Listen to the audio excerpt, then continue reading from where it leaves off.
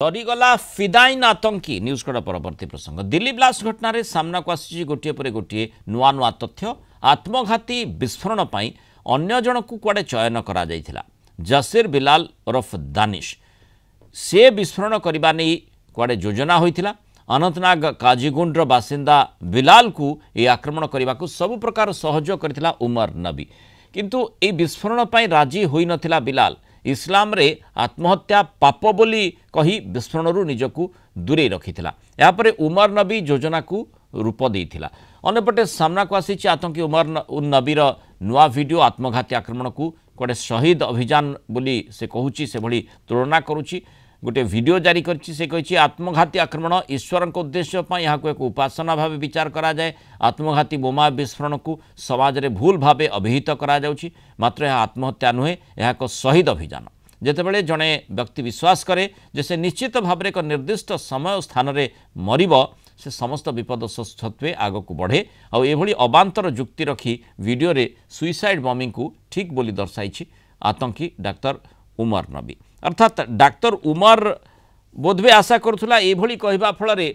दानिश प्रभावित हो दानिश फिदाई अटैक करिबो किंतु से भली हेला नाही। दानिश वर्तमान एनआईए हेफाजत रही ताकू रिमांड नहीं पचराउचरा करा हम आलोचना करबा अंतर्जातीय व्यापार विशेषज्ञ डॉक्टर निहारिन दास जोड़ी। डॉक्टर दास स्वागत करबा आलोचना को। जो कथा आम देखुचे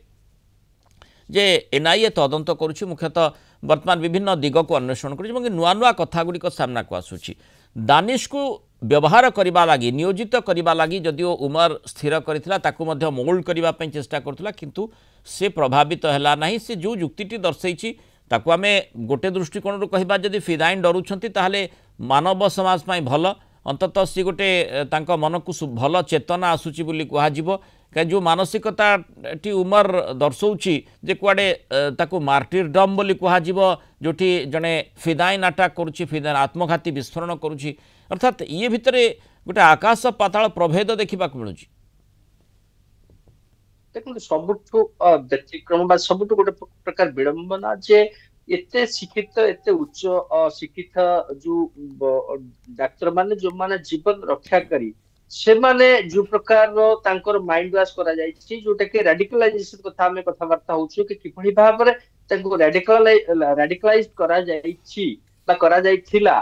सेटा इथुर प्रमाणित होछि कि किपरि भाव रे से गोटे प्रकार गोटे प्रकार जुक्ति बाढुछि कि अन्य को हत्या करबा द्वारा से ईश्वर को बा तांकर जे जो प्रकार धर्म को समान विश्वास करछंती से धर्मर जे सर्वोच्च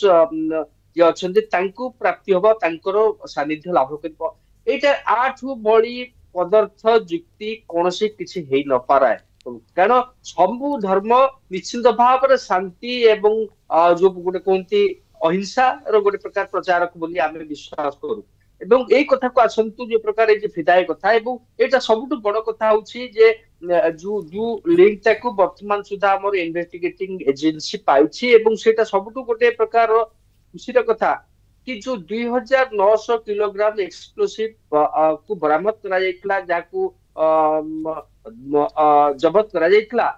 सेटा कोनसे अघटन जदियो से काश्मीर रो गोटे पुलिस स्टेशन रे से गोटे प्रकार विस्फोरण हैला कि ताकू जदे प्लान करा जायतांता जेभली भाव रे ए जो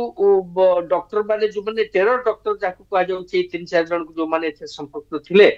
सेमाननको द्वारा जदि एटा सफल हेइथांता ताले आपण चिंता करंतु किभली प्रकार जेभली भाव रे 1993 मसिया रे बॉम्बे सीरियल बोमा विस्फोरण हेतला सेभली हुए तो घटना घटाइबा पे तांकर चक्रांत थाई पारे एवं सेटा को सुरक्षा कर्मी माने जेहेतु नाकाम करचंती तणु करे तांको गोटे प्रकार सबनु बड़ धन्यवाद सिक्युरिटी कर्मी बा सिक्युरिटी एस्टैब्लिशमेंट किंतु अन्य कथा होची जे आईएसआई रो जो प्रकार मनसा अछि बा आईएसआई जेभली भाव रे अतीत रे जो माने अपाठुआ थले जो माने पाठशाठ पढु नथि तांको माइंड वाश करे जेभली भाव रे एभली कार्य निवृत्त करथला तांकर वर्तमान स्ट्रैटेजी बदली जाइछे से माने वर्तमान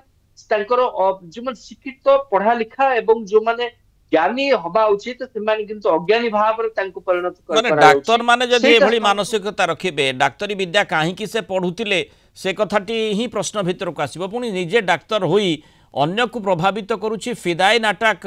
केमिति हेई पारिबो सी गोटे शहीदर कथा बोली दर्शाऊँ जदिओ दानिश से हटि जाइथिला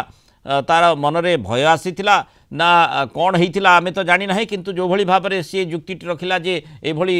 इस्लाम धर्म रे माने निजे निजको हत्या करबा आत्महत्या करबा ता हूँ महापाप बोली से तार मंतव्य थिला बोली जहाँ चर्चा होउछि तेणु अंततः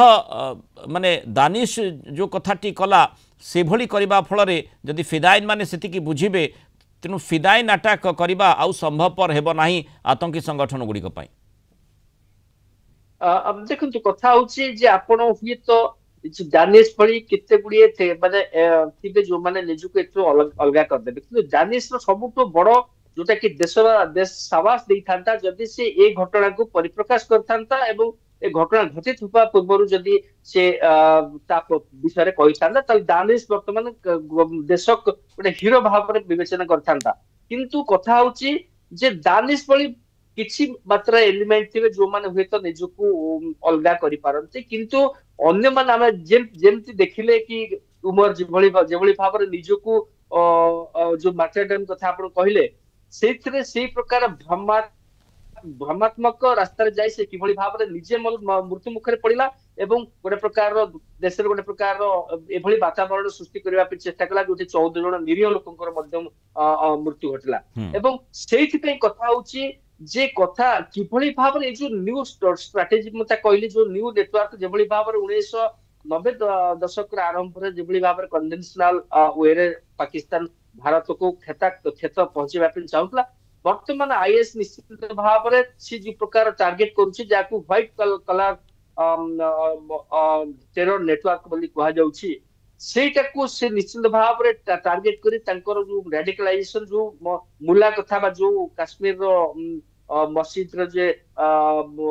ब्रेन वॉश कला बा माइंड वॉश कला बोली डॉक्टर मानकर कहा जाउची ए गुडी को निश्चित भाव में पर्दाफाश करिवार आवश्यकता रही कारण से होची सबुठ विडंबनार विषय जे डाक्तर माने कि भली ब्रेन वॉश से मानकर हेई पारुची एवं एभली मानसिकता भितर को आसुचंती जे फिदाइन हमला करिबा पई चिंता करूचंती एवं पूरा योजनाबद्ध भाव में केते सांघातिक षड्यंत्र करी ई आक्रमणटी करा जाइछि। बहुत धन्यवाद डॉक्टर निहांजन दास आलोचना रही मतामत रखि।